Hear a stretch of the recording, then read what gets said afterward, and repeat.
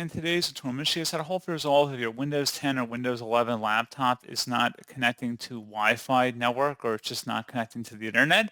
So this should hopefully be a pretty straightforward problem, guys, on how to resolve. And without further ado, let's go ahead and jump straight into it.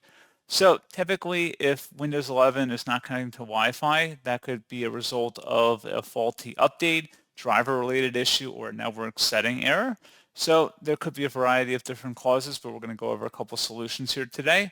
So the first thing I recommend doing would be to open up the search menu, type in network reset. Best result should come back with network reset. Go ahead and open that up. Best result on this page, it should say that this will remove and then reinstall all of your network adapters and set other networking components back to their original settings.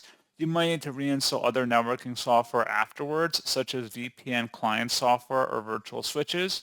Your PC will be restarted. Select Reset Now. It's going to ask, are you sure you want to reset your network settings? Select Yes. And then at this point, just save and close out of any open programs and applications, and then just manually go ahead and restart your device at this time.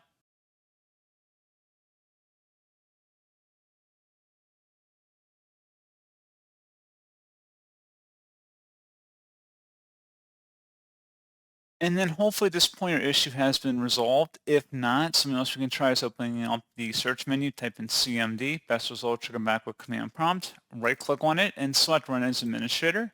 If you receive a user account control prompt, select Yes. And now you want to type in ipconfig followed by a space /flush DNS. Flush DNS should all be one word attached to that / out front.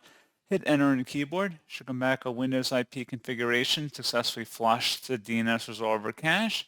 Now you want to type in netsh space winsock, WINSOCK, space reset. Once again, exact case seen on my screen. Hit enter. Should come back this time. We have successfully reset the winsock catalog. You must restart the computer in order to complete the reset. Go ahead and close out of here and then restart your device one more time.